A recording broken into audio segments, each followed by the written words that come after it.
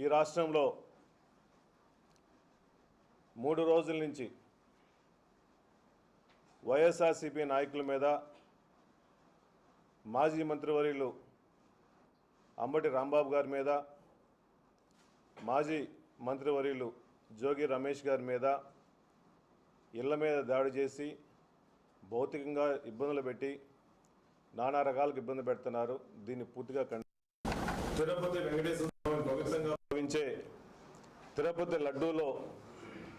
నెయ్యి కల్తీ జరిగిందని చెప్పేసి ఏ రిపోర్ట్స్ లేకుండా, ఎన్డీడీబీ కానీ ఎన్డీఆర్ఐ రిపోర్ట్స్ ఏమీ లేకుండా కావాలని చెప్పేసి ఒక ఫ్లెక్సీలో కల్తీ జరిగింది, ఆ నెయ్యిలో కుంభకోణం జరిగింది, 250 కోట్ల కుంభకోణం జరిగిందని చెప్పేసి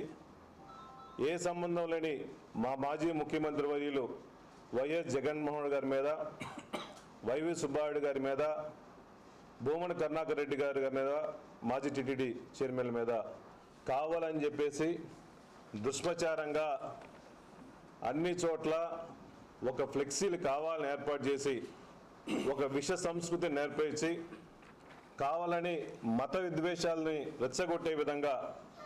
ఈ ఫ్లెక్సీలు పెట్టడం, దీన్ని పూర్తిగా ఖండిస్తున్నాము.